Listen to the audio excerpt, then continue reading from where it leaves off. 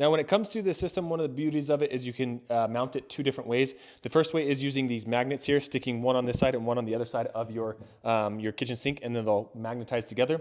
If that isn't an option for you, you don't want to do that, you can use this double-sided sticky tape here. First thing you want to do is make sure that this surface is dry. I've already gone through and wiped that down.